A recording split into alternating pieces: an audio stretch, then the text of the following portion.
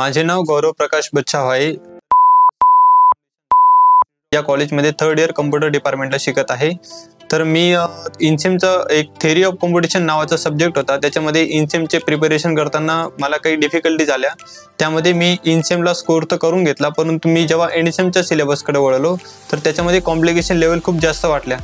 त्यानंतर मी माझ्या काही फ्रेंड्सला विचारलं की ते सब्जेक्ट कसं कव्हर करता येतं। त्यांनी मला सांगितलं की आम्ही पर्पल लाईट इन्स्टिट्यूटमध्ये TOC नावाचा एक रेग्युलर बॅचेसचे कोर्स चालू आहे, तर त्यांना आम्ही जॉईन केलेला आहे।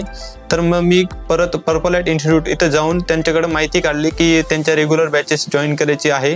तर मी रेग्युलर बॅच जॉईन करायला अप्लाय केलं होतं, परंतु त्यांची डेट निघून गेली होती, म्हणजे बॅचेस फुल झालेल्या होत्या। त्यानंतर मग मला ते जॉईन करता आलं नाही। मग मी काही दिवसांनी मग त्यांनी क्रॅश कोर्स लॉन्च केला होता TOC सब्जेक्टचा। मग त्यानंतर मी तो क्रॅश कोर्स जॉईन केला आणि क्रॅश कोर्स जॉईन करून त्यांनी मिनिमम 20 ते 25 दिवसामध्ये त्यांनी तो कोर्स कव्हर करून दिला।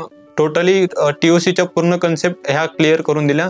त्यांच्यामध्ये पर्पल लाईट इन्स्टिट्यूटमध्ये मंगेश खैरे सरांना भेटल्यानंतर त्यांनी मला या क्रॅश कोर्सची माहिती दिली आणि त्या क्रॅश कोर्समध्ये प्रमोद पाटील सर नावाचे सर होते। त्यांनी या प्रकारे असा TOC सब्जेक्ट या प्रकारे शिकवला की ओव्हरऑल या सब्जेक्टमध्ये 92 मार्क्स कव्हर केले आहे। तर मला एंड सेमिस्टर एक्झामला 92 मार्क्सने मी हा सब्जेक्ट पास केला आहे।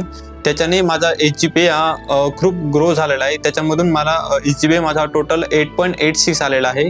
त्यानंतर पर्पल लाईट इन्स्टिट्यूटमध्ये या सब्जेक्ट ज्या प्रकारे शिकवला गेला त्या प्रकारे खूप चांगला शिकवला गेला आहे।